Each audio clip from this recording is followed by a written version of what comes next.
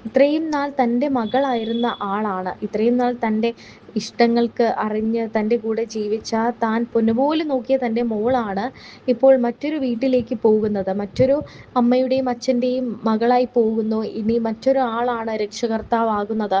അച്ഛൻ എന്നൊരു സ്ഥാനം അവിടെ ഉണ്ടെങ്കിലും ആ രക്ഷകർത്തൃത്വം ഇനിയില്ല എന്നൊരു കാര്യം തന്നെ അവിടെ വരുന്നുണ്ട്. പെൺമക്കൾ വിവാഹിതരായിട്ട് പോകുമ്പോൾ ഏറ്റവും കൂടുതൽ സങ്കടപ്പെടുന്നത് അവരുടെ അച്ഛനായിരിക്കും. അനുമോളെ സംബന്ധിച്ചിടത്തോളം ഈ ഒരു മാറ്റം വളരെ വലുതാണ്. കാരണം അനുവിന് കുടുംബം തന്നെയാണ് ഏറ്റവും വലുത്. തൻ്റെ അച്ഛനെയും അമ്മയും കഷ്ടപ്പെടുത്താതെ അവരെ സ്നേഹിച്ച് തന്നെ ജീവിക്കുന്ന ഒരാളാണ് അനുമോള്. 13 വയസ്സിലാണ് അനുമോൾ ഈ ഫീൽഡിലേക്ക് വരുന്നത്, അഭിനയത്തിലേക്കും ആങ്കറിങ്ങിലേക്കും ഒക്കെ വരുന്നത്. ആ സമയത്തൊക്കെ തന്നെ അനുമോൾ തീരുമാനിച്ചതാണ് തൻ്റെ അച്ഛനെ ഇനി കഷ്ടപ്പെടുത്തില്ല എന്ന്.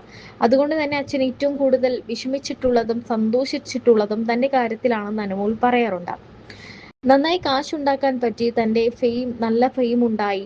അതൊക്കെ അച്ഛനും അമ്മയ്ക്കും ഒക്കെ നൽകിയ തൻ്റെ ഗുരുദക്ഷിണയായിട്ടാണ് അനുമോൾ കാണുന്നത്. വിവാഹം കഴിഞ്ഞ് കൈ പിടിച്ച് കൊടുക്കുമ്പോൾ അനുമോൾ കണ്ണ് നിറഞ്ഞ് അച്ഛനെ നോക്കുന്നുണ്ട്. അതുവരെ സങ്കടം കടിച്ചു പിടിച്ച് നിന്ന അച്ഛൻ അപ്പോൾ മുഖം മാറുന്നതും കണ്ണ് നിറയുന്നതും പൊട്ടിക്കരയാൻ പോകുന്നതും ഒക്കെ നമ്മൾ കാണും. ഒരച്ഛന് മകളോടുള്ള സ്നേഹം തന്നെയാണ് അത്. ആ സമയത്ത് അനുമോൾ പറയുന്നുണ്ട്, അയ്യോ കരയില്ലേ, വിഷമിക്കല്ലേ എന്നൊക്കെ പറയുന്നുണ്ട്. എന്നാൽ അനുവിൻ്റെ കണ്ണും നിറയുന്നുണ്ട്. അത് അച്ഛൻ മകൾ തമ്മിലുള്ള ഒരു സ്നേഹവും ആ ഒരു ഇഴയടുപ്പവും തന്നെയാണ്. അച്ഛൻ്റെയും അമ്മയുടെയും കഷ്ടപ്പാട് കണ്ട് വളർന്ന ഒരാളാണ് അനു. അതുകൊണ്ട് തന്നെ താൻ കാരണം തൻ്റെ അച്ഛനും അമ്മയും ഒരിക്കലും വിഷമിക്കാൻ പാടില്ല, തങ്ങൾക്ക് വേണ്ടി കഷ്ടപ്പെടാനും പാടില്ല എന്ന് വിചാരിച്ച് തന്നെ കഷ്ടപ്പെട്ട് തന്നെ ഈ ഒരു നിലയിലേക്ക് എത്തിയ ആളാണ് അനു. അനുവിൻ്റെയും ഭുവനേശ്വറിൻ്റെയും വിവാഹം അങ്ങനെ കഴിഞ്ഞിരിക്കുകയാണ്. എന്നാൽ വീഡിയോയിലൊക്കെ കാണുന്ന പോലെ അത്ര ടോക്കറ്റീവ് ഒന്നും അല്ല ഭുവനേശ്വർ എന്നാണ് ആരാധകർ പറയുന്നത്.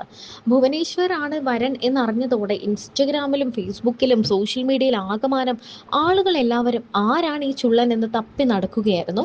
എന്തായാലും അത് കണ്ടെത്തി കഴിഞ്ഞു.